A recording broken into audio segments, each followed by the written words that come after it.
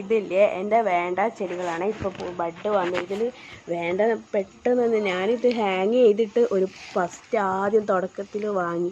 പക്ഷേ ഇതിൻ്റെ പ്രത്യേകത എന്ന് പറഞ്ഞാൽ എപ്പോഴും ആ വേരിന് കുറച്ച് തണുപ്പ് കിട്ടണം.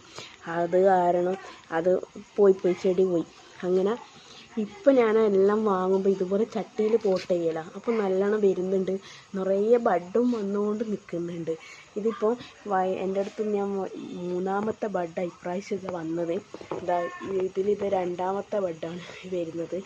ഇതിലെല്ലാം ഇപ്പം ബഡ് ഉണ്ടായിക്കൊണ്ട് നിൽക്കും. ഇപ്പോൾ പെട്ടെന്ന് വരും. ഇതിലെല്ലാം ബഡ് ഉണ്ടായതാണ്.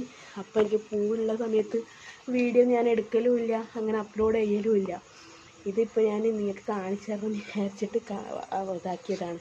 വേണ്ട ഇതേപോലെ പോട്ടിലാണ് പോട്ട് ചെയ്തത്. പിന്നെ ഞാനൊരു കാര്യം പറയാൻ വന്നത്, കോഴിക്കോടുള്ള ആരെങ്കിലും വീഡിയോ കാണുന്നുണ്ടെങ്കിൽ ഈ പ്രാവശ്യത്തെ ബേപ്പൂർ ഫെസ്റ്റിന് ഞാനും ഉണ്ടാവും ഒരു സ്റ്റാളിൽ, ഓർക്കിഡ് സെയിലിനുള്ളത്. അപ്പോൾ അവിടെ വന്നാൽ നമുക്ക് കാണാം.